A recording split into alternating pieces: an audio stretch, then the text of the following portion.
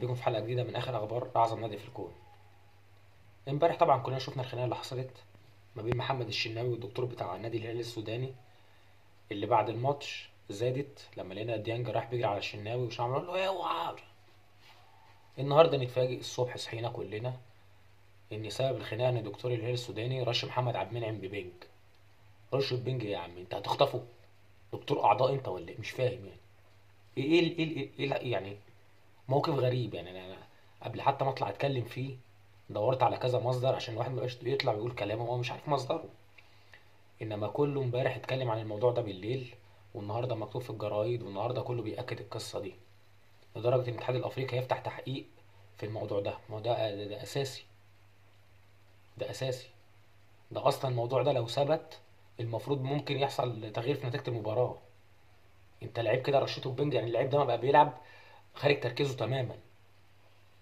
تمام. وهل ممكن صحيا غلط اللعيب ده يجري ويبذل مجهود وهو اصلا في تحت تاثير بنج؟ يعني موضوع غريب قوي، اول مره نسمع عنه. يعني امبارح احنا اللي شايفينه ان ممكن يكون ايه، لفظ من هنا لفظ من هنا، مش عارف ايه، شد طبيعي. طبيعي، ما هم امبارح زي ما احنا اتكلمنا ان هم بيحاولوا يجروك لنقطه ايه، ان يخرجك بره انك بتلعب كوره خالص، بيشدك للنرفزه، انك تبعدك عن اي عن الجو المباراه خالص. انك لو لعبت كورتك هو عارف انه هيتغلب، فيجرك بقى ناحيه ايه، النرفزه وبتاع، ويخرج اللعيبه عن تركيزه، وده اللي حصل. فحته بينج ومش بينج حاجه غريبه اول مره نسمع عنها، ولازم فعلا فيها تحقيق. ولو ثبت الكلام ده، لا ده الموضوع اعتقد القانون ممكن نتيجة المباراة تتغير.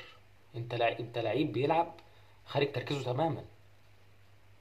ده كان اول حاجة حابين نتكلم فيها.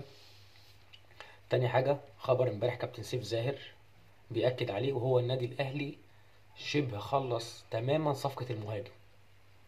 انا من وجهة نظري اتوقع جاكسون موليكا، بسبب الاحداث اللي حصلت، زلزال تركيا وكده، اللهم ربنا يرحم يعني الناس اللي ماتوا ويشفي المصابين من الجو اللي بيحصل في تركيا كده، وبعد توقف الدوري عندهم وشبه الغائه يعني. اتوقع جاكسون موليكا لان كولر مقتنع بيه جدا. تاني حاجة، نفسيا اللاعب اعتقد صعب انه يكمل في الاجواء اللي هناك دي. ده حتى في كلام على تريزيجيه، كذا مصدر صحفي برضو بيأكد ان الكابتن خطيب دخل في تواصل مع محمود حسن تريزيجيه.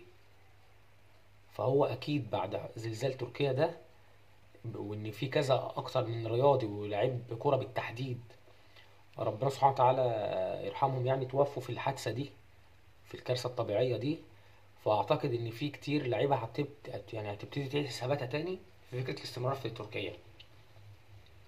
فهو كابتن سيف زاهر ما اكدش مين المهاجم اللي خلص مع النادي الاهلي، بس هو تقريبا من التلميحات كده هو تقريبا جاكسون موليكا، لان اعتقد ان اللاعب نفسه هيعيد حساباته بعد الحادثه اللي حصلت.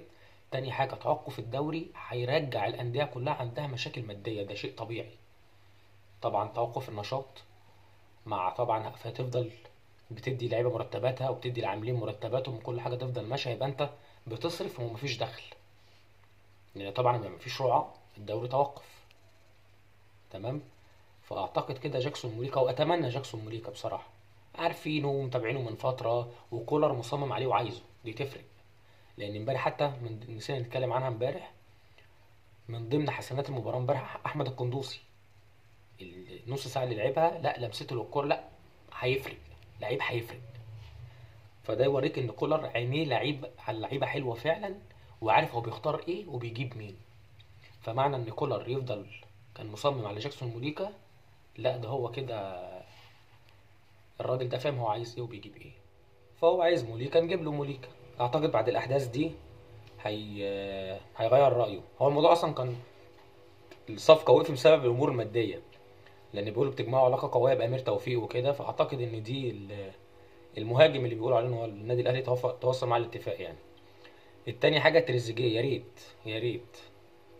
بصراحه انا شايف تريزيجيه مش واخد حقه بره. يعني برضو كام النادي اللي لعب فيه يمكن باستثناء استون فيلا، لا تريزيجيه يستاهل احسن من كده. فهو ادام ربنا سبحانه وتعالى يعني تقريبا ايه، ملوش خير بره قوي، لا يرجع بقى النادي الاهلي اولى بيه. هو محتاجنا واحنا محتاجينه، لان تريزيجيه يفرق معاك محليا وافريقيا جامد جدا. وتخيل معايا تريزيجيه مثلا لو معاك كان في كاس العالم للانديه، لا كان فرق. فربنا سبحانه وتعالى يكرمه بالتوفيق اذا كان معانا او مع غيرنا، هو ابننا ونتمنى له كل خير. بس دي كانت اخر التطورات والاخبار، حبيت اشاركها مع حضراتكم، وان شاء الله لو في جديد برضه نطلع مع بعض كده. يلا، سلام عليكم.